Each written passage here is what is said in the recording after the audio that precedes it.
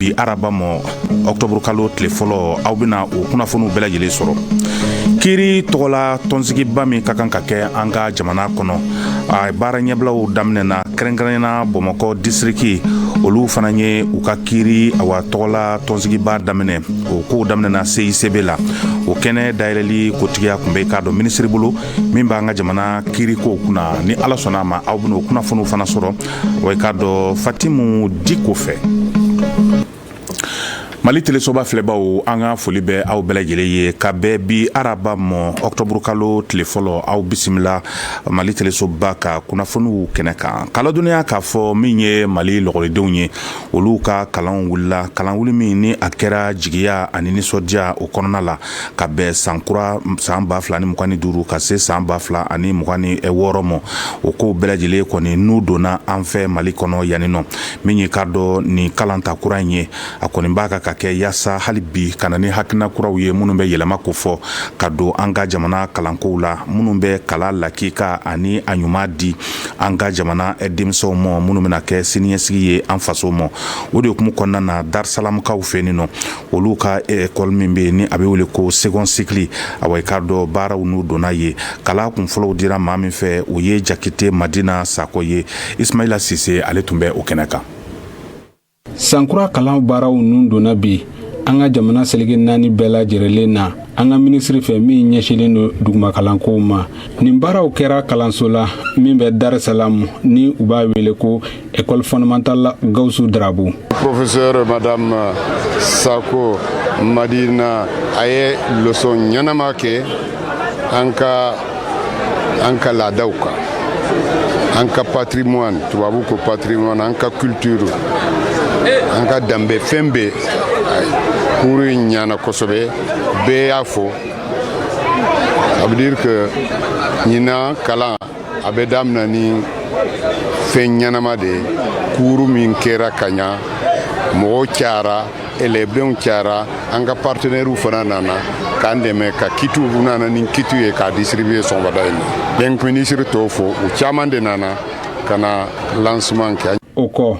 Fondation Orange ni ale ye baɲumankɛ tɔn ye ale ye dɛmɛ kɛ ekɔlidenw ye ni kalanminɛ caman ye u ka fɔ la ɲinan kalandenminɛ 4,700 u bɛna o de di an ka marabolo bɛɛ lajɛrɛlen kɔnɔna na. An bɛ denmisɛnninw sélectionner u ka scolarité mun bɛ bɛɛ san kɔnɔ k'a ta en charge. On a 900 enfants, denmisɛnnin 900 mun talen don en charge, c'est-à-dire an b'u ka frais de scolarité sara, an b'u ka tenue scolaire ta en charge, an bɛ kit scolaire d'u ma, an bɛ tila k'u dɛmɛ ka cours d'u ma san kɔnɔna la difficulté bɛ minnu bolo, an b'u suit depuis première année fo ka t'i bɔ DEF la. Hakilina jiginna ɲinan kalansenw fanba caman bɛ tali kɛ an danbe ani an ka seko bɛ se ka cɛbɛ nati an ka jamana kɔnɔ cogo min na.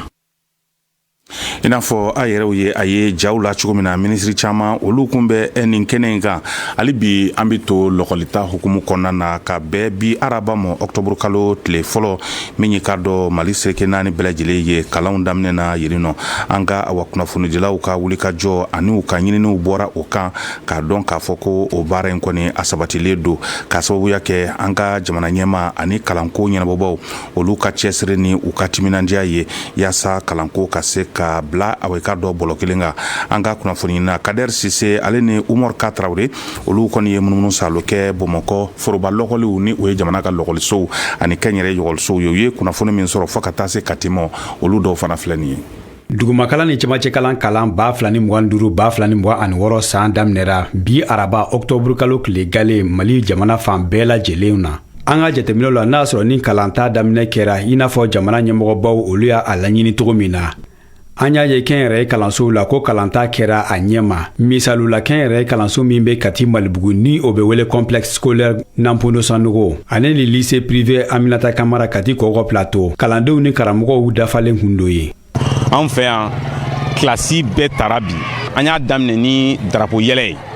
ka hymne national kɛ ka fasoden kanu don an ka denmisɛnninw kunkolo la an tilalen o la u donna klasi kɔnɔ an ye a daminɛ ni leçon modèle k'a daminɛ klasi fɔlɔ la ka taa fo klasi laban n'o ye 9e ye fondamental niveau donc bɛɛ donna klasi kɔnɔ mun ye lycée fana ye bɛɛ bɛ klasi kɔnɔ. Kalan daminɛna an fɛ Kati yan kɛrɛnkɛrɛnnenya na lycée Aminata Kamara la école ɲɛmɔgɔw ale ni école karamɔgɔw u bɛɛ bɛ yan bi école kalata in na donc basi foyi tɛ yan. nka min ye jamana ka foroba kalansow ye kalan ma daminɛ yen nɔ i n'a fɔ kɛnyɛrɛye kalansow la o kun ye jumɛnw ye. mɛtiri damadɔni de nana ne yɛrɛ min jate sɔgɔmada in na o ye mɛtiri 6 ka se 7 minnu ko ma k'olu tɛ gɛrɛbu la sinon a fanba yɛrɛ u ma na. lakali karamɔgɔw ye welekan lase kalanden somɔgɔw ma cogo min na kalandenw u bɛ se ka kalan kɛ ni sɛbɛ ye. ni anw y'an jɔyɔrɔ fa denmansaw k'u jɔyɔrɔ fa an bɛ den ɲuman sɔrɔ an bɛ denw lakalan denw bɛ k'an sago ye donc vraiment o de ye an ka laɲini ye. lakɔlɔsiliw la halisa kalandenw sewalen don gale k'a sabu kɛ u yɛrɛdamaw ye ɲɔgɔn sɔrɔ kokura kalansow la ani fana ko kalan nɛgɛ bɛ u la. Kalabankura Nord o kelen fana do min ye ka dɔ o kalandenw ye olu fana ye ka dɔ lɔkɔli sira ta laadala ka bɛn ka dɔ vakansi kalo 3 o banni mɔ olu kɔni ka kala daminɛ kɛra Mali drapeau o yɛlɛli ye o koɲɛw kɛra an ka jamana ministre 3 olu bɛɛ lajɛlen ka seereya kɔnɔ drapeau yɛlɛlen kɔ ministrew ni ka dɔ k'a fɔ lɔkɔli karamɔgɔw u ye kumaɲɔgɔnyaw kɛ kumaɲɔgɔnya min kɔnɔna na bilasiralikan caman bɔra a kɔnɔ yaasa kalanko bɛ se ka basigi an ka jamana kɔnɔ denmisɛnw bɛ se ka lafiya ka kalan ɲuman sɔrɔ cogo min na o tɛmɛnen kɔ ka bɔ sa kalansen min ni o kɛra k'a ko daminɛ ni o bɛ an fa danbe fɔ dɔnko ni seko la k'o bɛ kɛ sababuya ye ka na ni ka dɔ bɛn ni kelenya sabatili ye an ka jamana kɔnɔ. Fatumata Konate ale fana kun bɛ yen nɔ. Kalo 3 sɛgɛnnafiɲɛbɔ kɔfɛ bi araba Octobre kalo tile fɔlɔ lakɔlidenw ye kalanso sira ta. Nin ye an ye Kalabankura ekɔlisoba la. Ministiri 3 nana san 2025 ka taa bila san 2026 kalan baaraw bila sen kan. Anw nana bi jamanakuntigi tɔgɔ la ka na ni lancement in kɛ k'a yira k'a fɔ ko jamana ɲɛmɔgɔw hakili bɛ ekɔliw la ekɔlidenw ka taga ɲɛ la. N'i y'a jate minɛ bi n'i y'a ye kalan bɛ ka ɲɛ bi c'est parce que jamanamɔgɔw y'u impliqué a la et puis maîtres ni gouvernement bɛɛ lajɛlen an bɛɛ fɛ la ko de don parce que denmisɛnnin ninnu de y'an ka siniɲɛsigi ye donc ni école ɲɛna a ka ca ala fɛ an ka jamana bɛ taga ɲɛ sɔrɔ donc o de la bi an nana ka na lancement in kɛ k'a yira k'a fɔ ko jamana ɲɛmɔgɔ hakili bɛ ekɔlidenw na gouvernement bɛɛ lajɛlen impliqué len don an b'a ɲini école karamɔgɔw fɛ u k'u jija u ka denmisɛnnin ninnu u k'u nɛgɛ u ka hakilinaw don la minnu bɛ se k'a to u bɛ se ka faamuyali kɛ kalan na cogo min na an b'a ɲini ekɔlidenw fana fɛ u k'u cɛsiri parce que olu de ye jamana siniɲɛsigi ye. Seko ni dɔnko o dɔnni kalandenw fɛ o kɛra san 2025 ka taa san 2026 kalan daɲɛ fɔlɔ ye. An k'an ka seko ni dɔnko an k'olu dɔn pour que an ka se ka fara ɲɔgɔn kan ka kafo ɲɔgɔn kan ka se ka jamana ɲɛtaga sabati. Ɲinan président yɛrɛ ye 2025 kɛ année de la culture de kɔrɔ ye k'an ka segin an ka kɔrɔlenw ma n'an seginna an ka kɔrɔlenw ma an k'an sugu dɔn an k'a dɔn an bɛ taa yɔrɔ min na an k'a dɔn an bɛ mun kɛ fana donc o kɔni o ye message ba ye mun bɛ se ka lase ekɔlidenw ma u ka se k'u cɛsiri. Nin kalanta baara nun donnen kɔfɛ ministiri 3 in fɛ u ye bilasiralikan caman fɔ kalandenw ye kalan sabatili ani san timɛ koɲuman kama. An ye kunnafoni fɔlɔ minnu sɔrɔ kalan wuli la o de tun ye nin ye nka hali bi an bɛ to kalan hukumu kɔnɔna na k'a lɔdɔniya k'a fɔ tile 5 kalan dɔ fana kun bɛ sen na ka ɲɛsin lɔgɔli karamɔgɔ dɔw ma o tile 5 kalan kɔni o kuncɛra kalan in kun bɛ tali kɛ fɛn min kan o ye ka se ka ka dɔn k'a fɔ denmisɛnw kalan denmisɛn minnu bɛ yen nɔ ni olu hakiliw wasuwasulen don ka sabu kɛ ko gɛlɛn minnu kɛra u ɲɛna ni o kɛn bɛ ka u jaw tigɛ waati bɛɛ lajɛlen la o bɛ kɛ sababu ye ka denmisɛn ninnu hakili sigi ni o kalan ninnu kɛra ka ɲa min ye ka dɔn lawal karamɔgɔ ninnu ye u bɛ se ka denmisɛn ninnu dɔn ani ka u minɛ ka ɲa u ka maaya kana na se ka bɔ a taabolo kɔrɔ kan u ka se ka dɔn kalan fana kɛ ka bɛn ni maa tɔw ye wa ni tile 5 kalan min ni a kɛra ka ɲɛsin ni lawal karamɔgɔ ninnu ma a nafolo bɔba o kɔni kɛra ka dɔn Japon jamana ye a baaraw bilala sen kan ministre sofɛ min bɛ ka dɔn k'a fɔ an ka jamana kalankow kunna wa kɛrɛnkɛrɛnyana projet min ni a bɛ wele ko ICBA ale de fana ye a ko bɛɛ lajɛlen latigɛ wa ni o ye UNESCO ale fana ka projet ye min daga yɔrɔ bɛn bɛ Addis Abeba ma kɛrɛnkɛrɛnyana Ethiopie jamana kɔnɔna na karamɔgɔ 100 bɔɲɔgɔnko olu de ye ni kalan in sɔrɔ yaasa ka se ka a labaara Kader Sise ka fɔ la. tile duru kɔnɔ lekɔli karamɔgɔ 100 ɲɔgɔnna olu ye kalan sɔrɔ yaasa denmisɛn minnu ni olu lafiyalen tɛ u hakili walima u farikolo la ka sabu kɛ waliya bɛnbali min ni o dɔ y'u sɔrɔ walima ni o kɛra olu ɲana. Kalan in kɛra lekɔli karamɔgɔ kun senu o foroba kalansoba de la. Ni karamɔgɔ nana kalanyɔrɔ la a man kɛnɛ a hakili la dɛmɛ jumɛn bɛ se ka don a ma a ka se ka kalan kɛ denmisɛnninw kunna a ka ɲɛ. Donc kalan in bolila o kan. Filanan denmisɛnninw ta jumɛn denmisɛnnin dɔ bɛ se ka na kalanyɔrɔ la a lafiyalen tɛ a hakili la degun b'a kan a ni na. Donc dɛmɛ jumɛn kan ka don den ma a kan ka orienter cogo di a kan ka se ka kalan sɔrɔ ka kalan kɛ ka ɲɛ kalanyɔrɔ ɲuman fana na. Kalan ninnu bolo de kan. Ibrahima Sise ale kun kelen do ka diɲɛ tɔnba ka bolofara min bɛ kalan ni seko ni dɔnko kunna. O bolofara min bɛ Mali la o ɲɛmɔgɔ o jɔyɔrɔ fa. A ye a ka sewa jira kalan in kɛcogo ɲuman na lakɔli karamɔgɔw kunna. An ka école karamɔgɔw ka formation sɔrɔ ayiwa u kan ka fɛɛrɛ jumɛn de tigɛ u ka kalan yɔrɔ la walasa denmisɛnw ka dɔn an bɛ yɔrɔ min na an ka école karamɔgɔw an ka directeurs an ka CGS mɔgɔw an ka kabɔ u bɛ ka jija walasa an ka hakili ka sigi an ka ba ka sigi an bɛ yɔrɔ min na yɔrɔ saniyalen don an tɛ sira yɔrɔ min na walasa an ka se ka kalan kɛ ka ɲɛ. Donc o de y'a to ministère de l'éducation ani UNESCO u ye bolo di ɲɔgɔn ma walasa ni formation ka kɛ yan. A baara tɛna dan kalanso kɔnɔna dɔrɔn ma n'an taara kɛnɛmana na an ka sigida kɔnɔna na hali n'an ye mɔgɔ gɛrɛ ye degun bɛ mɔgɔ gɛrɛ min kan an bɛ se ka gɛrɛ a tigi la an b'a dɔn an kan ka gɛrɛ la cogo min na ni timinandiya ye k'a ɲininka degun min b'a kan a k'a ka degun fɔ an ka se k'a dɛmɛ. UNESCO o tɔgɔ la UNESCO ka ɲɛmɔgɔyaso min bɛ Mali la olu ye saniya ni bɛnsiya sabatili minɛn dɔw di Senu Bazi kalansoba ma ani jiri ni a lakananaw.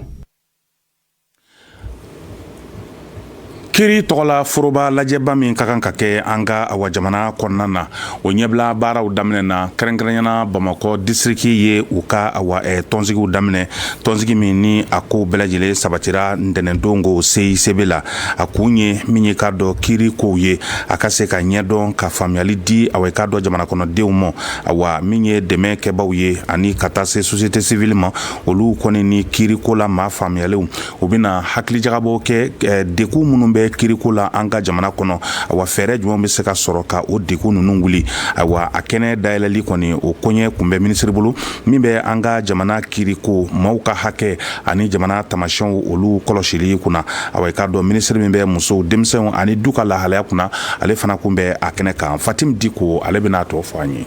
Maa minnu da bɛ se ka don Mali kiriko la ani kiiritigɛso minnu sirilen bɛ Bamakɔ cour d'appel la olu ye nin tile fila hakilijagabɔ kɛnɛ in sigi ka jateminɛ kɛ Mali kiriko taabolo la gɛlɛya minnu bɛ Mali kiriko kɔnɔ olu ka se ka lakodɔn walasa kiiritigɛ ka se ka kɛ jɛlenya ani kilennenya kɔnɔ. Délégué minnu bɔra an ka région minnu bɛ Bamakɔ cour d'appel ressort kɔnɔ ka na yan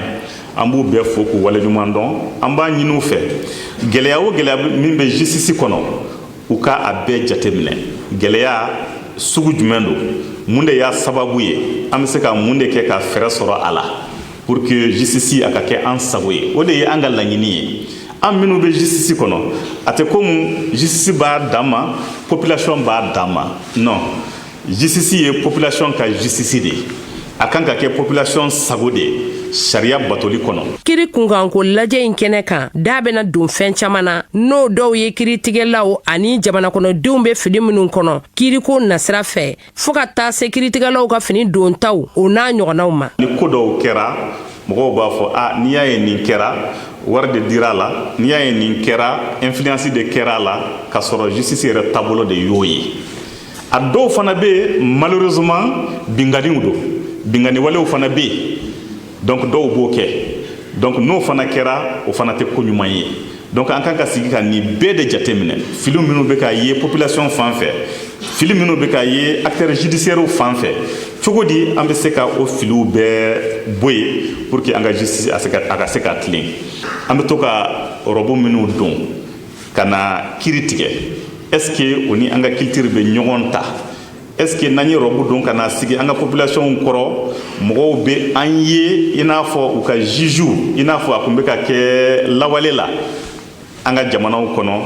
o jateminaw kan ka kɛ. Kiiriso minnu sirilen bɛ Bamakɔ cour d'appel la n'o ye Segu, Sikaso, Kulikoro, Doila, Nara, Buguni, Kucala, San ani Bamakɔ districts olu bɛna laɲini minnu kɛ nin lajɛrɛ in kun cɛtɔ o bɛna kɛ gafe ye k'o lase Mali kiiriko lajɛrɛba o kɛnɛ kan octobre kalo natɔ.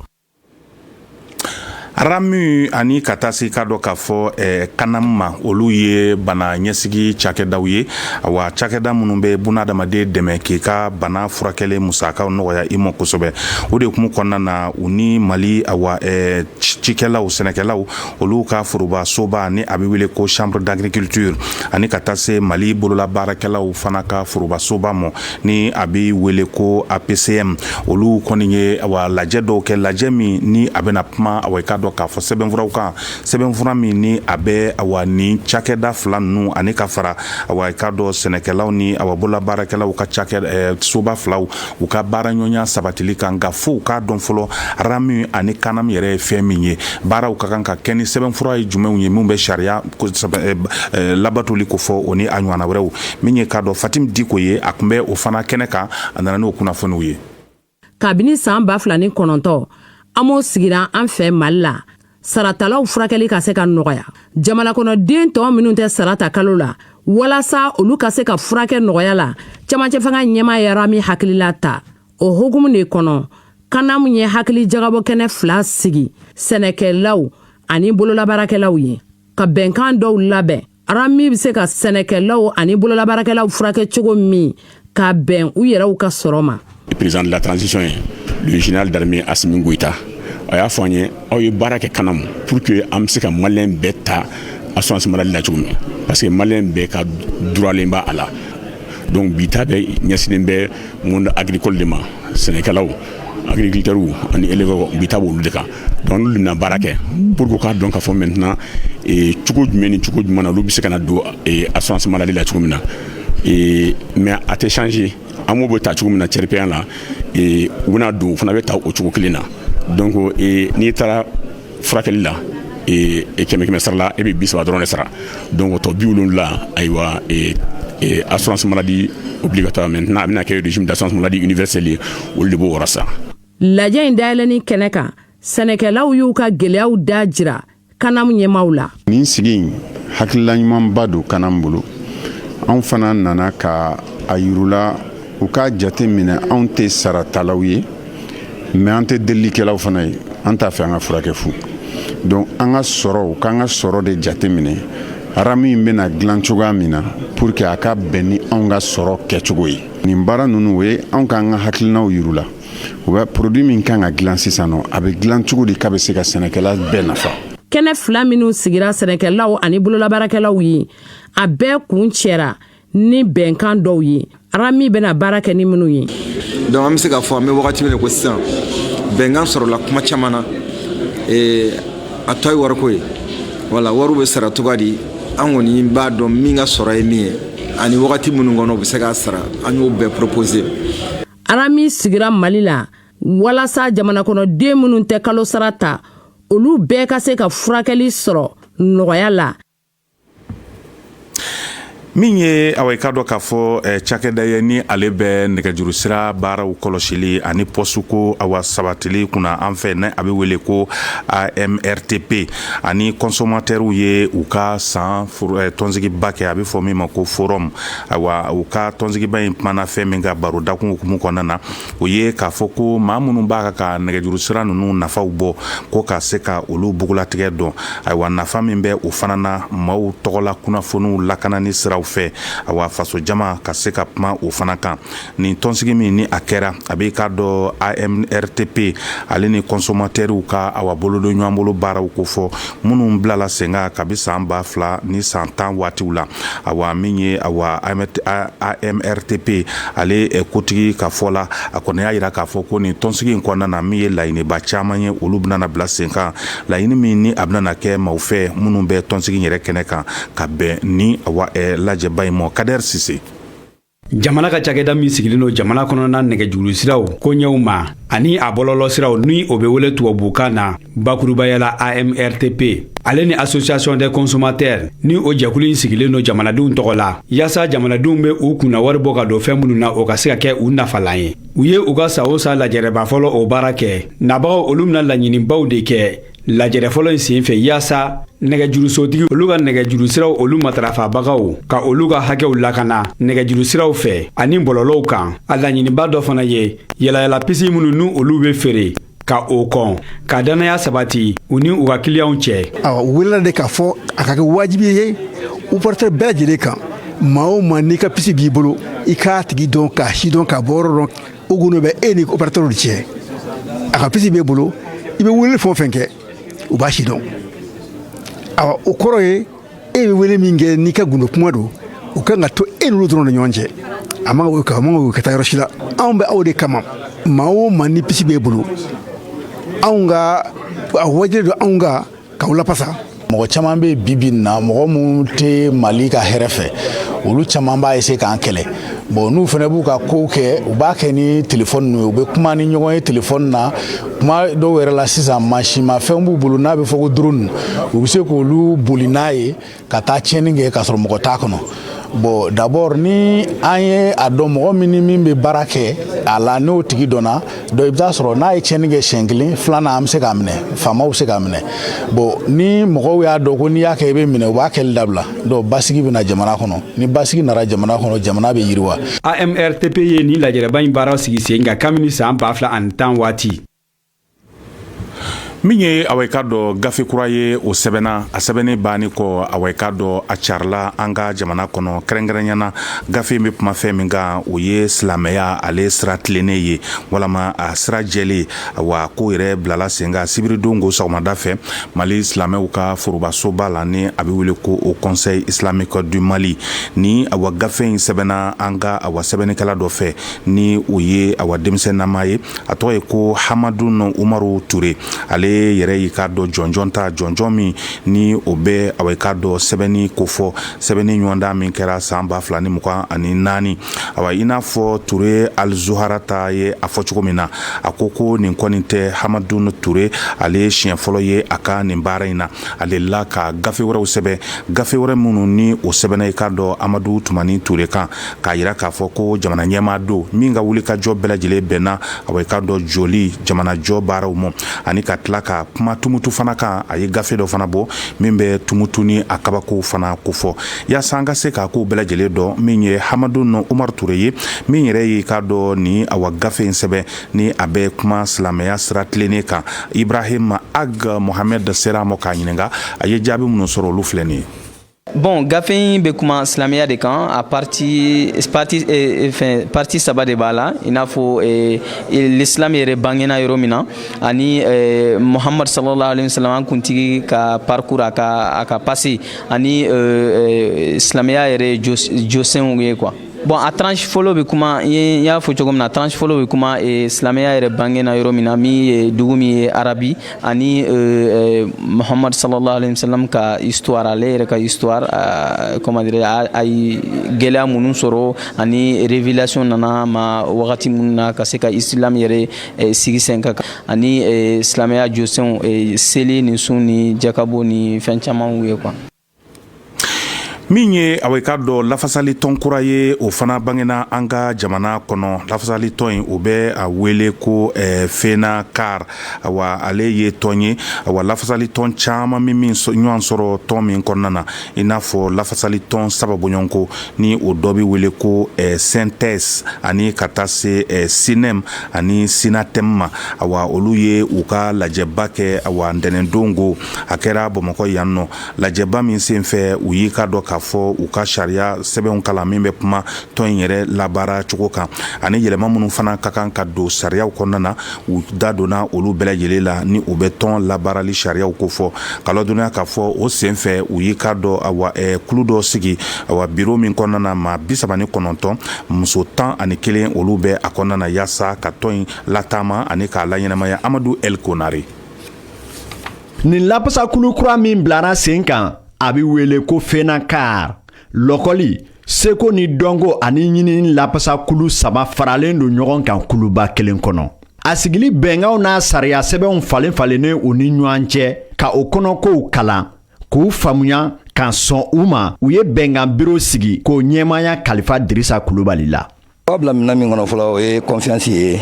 Syndicat saba min filɛ nin ye ninnu an bɛ ɲɔgɔn kalama a mɛnna u ye danaya min ta ka d'an kan vraiment an bɛ mina nin fa. An ka laɲini ye dɔrɔn ka an ka militants bɛɛ ka wasa sɔrɔ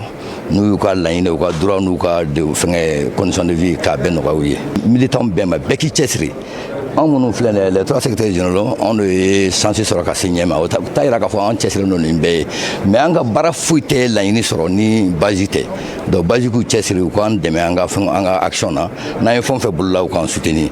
Syndicat fɛn o fɛn b'i yɛrɛ ye nin kɔnɔna na n'i bɛ éducation kɔnɔna na n'an ka laɲiniw ye kelen an ka fɔtaw ye kelen bɛɛ kana fara ɲɔgɔn kan pour que an ka se ka fédération an ka a lawaleya. Nin lapasa kulu kura in y'a kanu k'u gili don hakɛ ɲini kuluba min na Mali kɔnɔ o ye CSTM ye n'a ma ɲɛmaa ye Amadu Amion Gino ye bi. Min ye awa ka dɔ k'a fɔ Mali jakungo kɛlɛli ka yiri caman turu an fɛ yan nɔ yaasa ka na ni nɛɛma ye o baaraw dɔw sabatira an ka jamana kɔnɔ yiriju 1000 o de turula awa ka dɔ Baginda komini kɔnɔ ani a kɛrɛfɛ dugu dɔw fana na nin kɔni faso de ɲumanya baara in ale kɛra awa ka dɔ k'a fɔ sanu bɔ cakɛdaw o musow ka fara ɲɔgɔn ka tɔnba fɛ a bɛ fɔ min ma ko réseau des femmes leaders awa kɔni ye nin kɛ sa ka kɛ halibi jamana dɛmɛna ye I jango sanubɔ bi kɔlɔlɔ min se an ka sigida ma a kun ye ka se ka o kɔlɔlɔw ani o nɔ dɔw fana ka olu basi ka bɔ yen nɔ ni yiriw turulen yaasa ka jakungo kɛlɛ Tɛnɛnba Jakite ale fana bɛna o ko tɔ ɲɛfɔ an ye.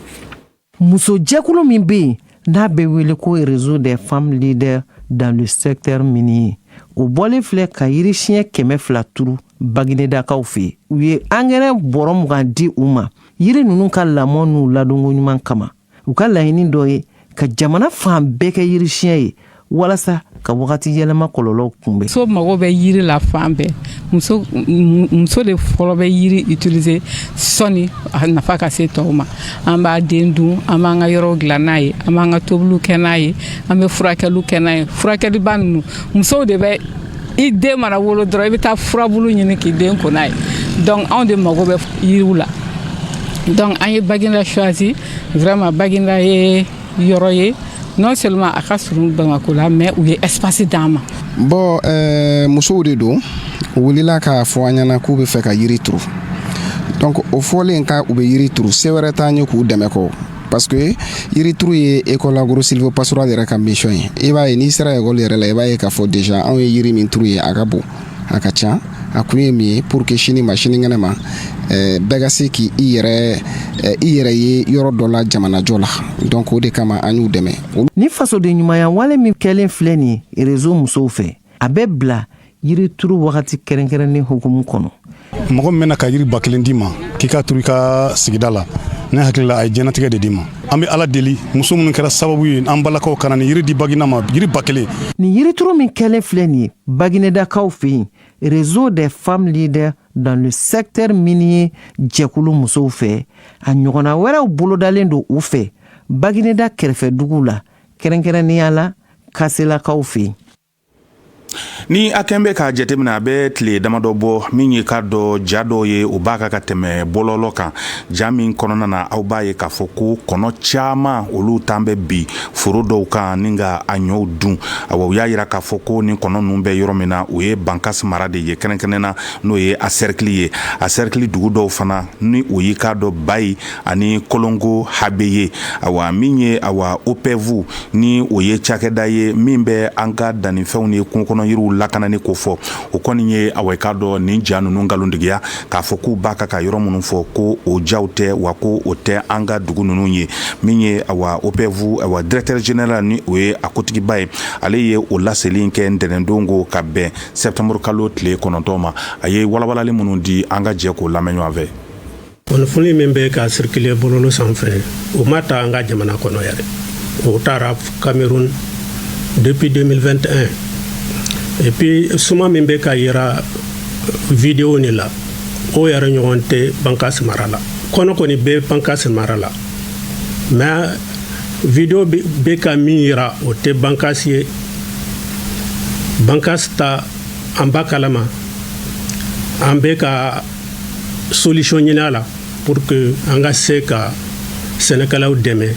pour que u ka se ka sumaw lakana. An ye fɛɛrɛw caman don u kɔrɔ u ka foro kɔlɔsi o y'a fɔlɔfɔlɔ ye. Filanan u ka suma ninnu laada pour que kɔnɔ kana se ka u sɔrɔ. N'u laadana kɔnɔ tɛ se k'u sɔrɔ. U bɛ se k'u ka développement kɛ fo ka taa u se. Sabanan fana kɔnɔ bɛ taa ɲagaw kɛ yɔrɔ min na u k'u ɲini ka ɲaga ninnu bɔ. O la kɔnɔ ninnu u bɛ taa u tɛ se ka sigi yɔrɔ la u bɛ dɔ bɔ kɔnɔ hakɛ la. Bankas mara la kɔnɔ ninnu u nali dɔnnen don. Depuis campagne daminɛ an b'a f'u ye u ka essayer ka suma wɛrɛw da min tɛ saɲɔ ni keninke. N'u ye suma wɛrɛ da kɔnɔ tɛ se ka minnu attaquer a bɛ se ka to u bɛ se ka u ka sɔrɔ kɛ. Drone yɛrɛ b'an bolo min bɛ se ka taa kɔnɔ ninnu kɛlɛ. Mais kɔnɔ ninnu bɛ yɔrɔ min na mɔgɔ tɛ se ka don o tu la parce que o tu bɛɛ pratiquement a bɛɛ ba cɛmancɛ de la. U bɛna tiɲɛni kɛ an fɛ ka taa si Burkina. Donc a produit bɛ yen mais traitement aérien tɛ se ka kɛ sisan. An filɛbaw an ye kunnafoni minnu sɔrɔ ka bɛn bi araba ma o de tun ye nin ye aw ni ce aw ka tulomajɔ la ni ala sɔnna. Sini ye alamisa ye an n'a kunnafoni wɛrɛw ɲini k'olu fara ɲɔgɔn kan ka se aw bɛɛ lajɛlen ma Mali telesoba kan. Ala k'an fara o waati wɛrɛ yebaw kan kira kanu kama sɔlɔla rasuli.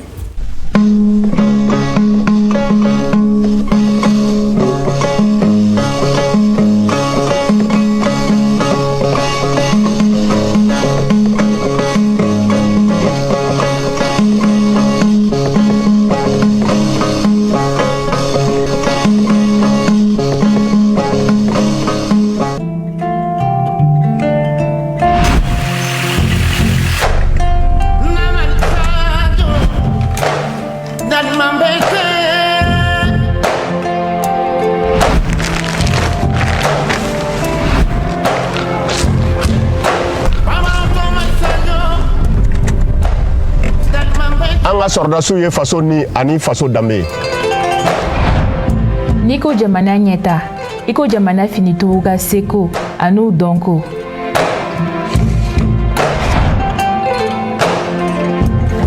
Mali kura tɛ sabati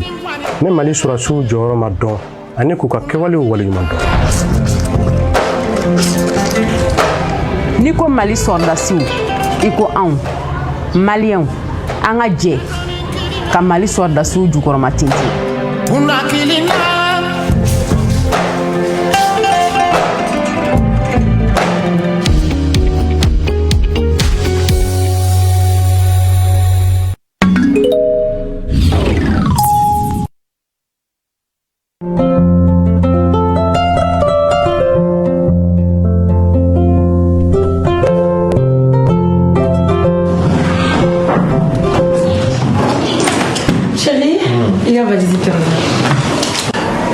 Ere yɛrɛ sera ka ban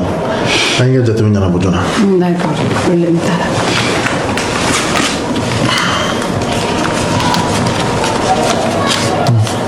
Ni denmisɛnninw ka ekɔli wari ni ye kuranji sɔngɔ ye ni yɛrɛ ka nasɔngɔ ye i kana ɲinɛ fɛnɛ ka taa mobili ye garasi la. N tɛ ɲinɛ ala sɔnna. Donc ne ta joona. I jɔnɛ e y'i da tun a bɛɛ la fo a koloma yɛrɛ. O ye jumɛn ye? Sosara. Sosara? An bɛ logement social min kɔnɔ dɛ o wari. O kɔni tɛ urgence ye sa a to ni n taara ka na an b'o siri. Urgence ma tɛmɛ o kan yɛrɛ i miiri an ye lamaloyali ni kuma suru fɛn fɛn sɔrɔ luwanse tɛmɛnen la.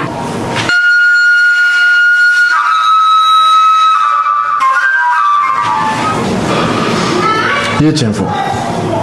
n bɛ taa ziri sisan hali ni n ka voiture de bɛ bɔ a ma. O bɛ fisaya an bɛɛ ma dɛ.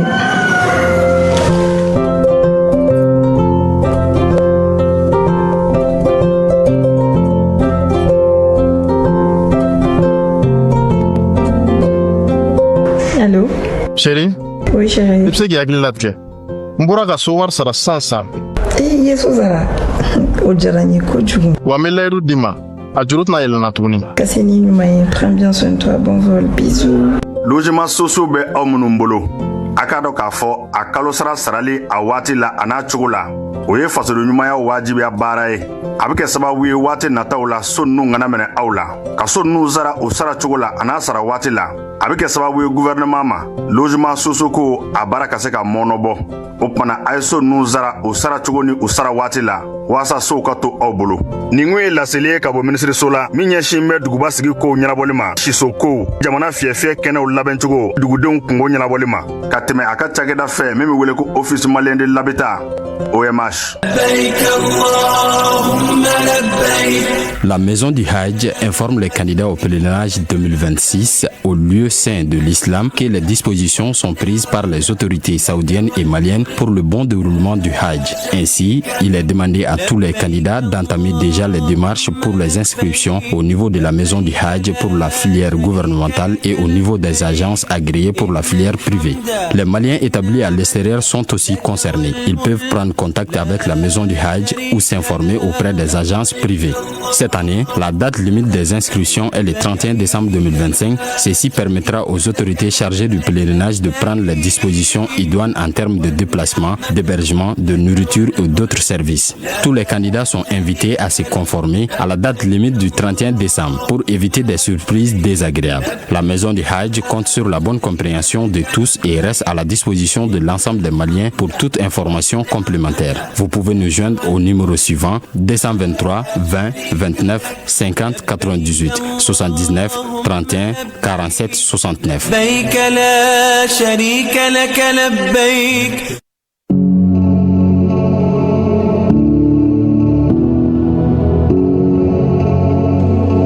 Chaque goutte d'eau qui coule chez vous a une histoire.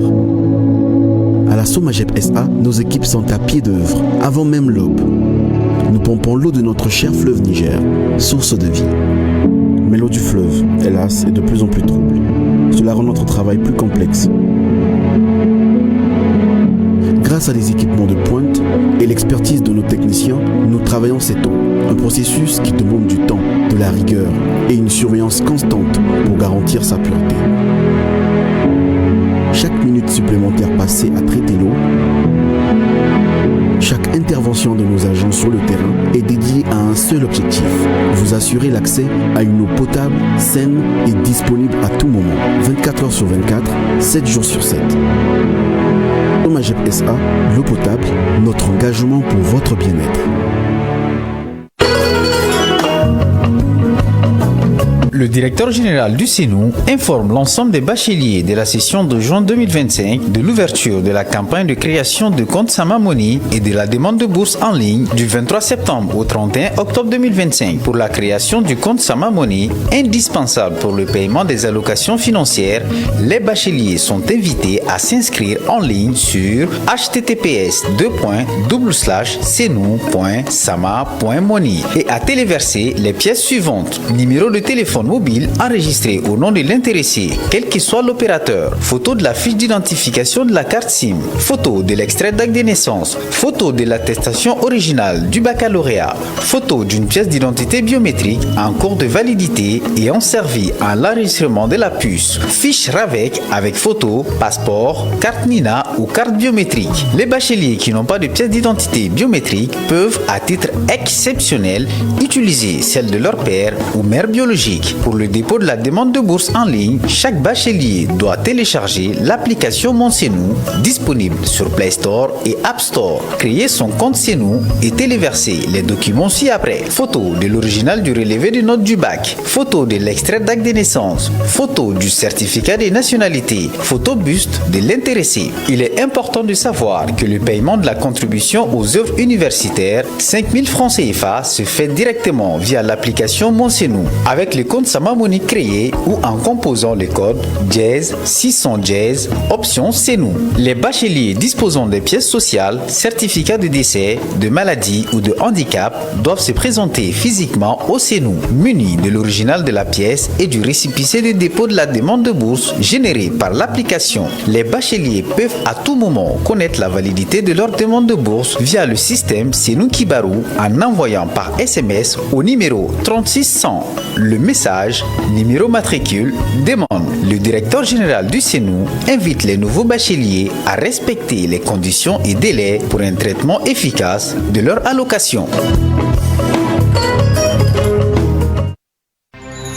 Mois d'octobre, mois de la solidarité et de la lutte contre l'exclusion, 30e édition. Pour la 30e fois consécutive, notre pays, à travers le ministère de la Santé et du Développement social, organise les mois de la solidarité et de la lutte contre l'exclusion avec comme thème « Solidarité dans la diversité culturelle, base d'une société inclusive ». Ce thème s'inscrit pleinement dans la vision des plus hautes autorités qui ont proclamé 2025 comme année de la culture. Le parrain national est M. Seydou Sangaré, coordinateur des chefs de quartier du district de Bamako. Le mois de la solidarité et de la lutte contre l'exclusion s'articule autour de 4 semaines thématiques, à savoir la semaine des personnes âgées, parrainée par M. Seydou Idrissa Traoré, ancien ministre de l'Agriculture, ancien PDG de l'Office du Niger de Ségou, président de l'association Djogo Nimaya. La semaine de la femme et de l'enfant avec comme marraine Madame Djane Awa Soumaré, ancienne sage-femme maîtresse du CHI hôpital Gabriel Touré. La semaine des personnes handicapées parrainée par M. Soumaïla Doumbia, ancien manager du projet en santé oculaire et éducation inclusive.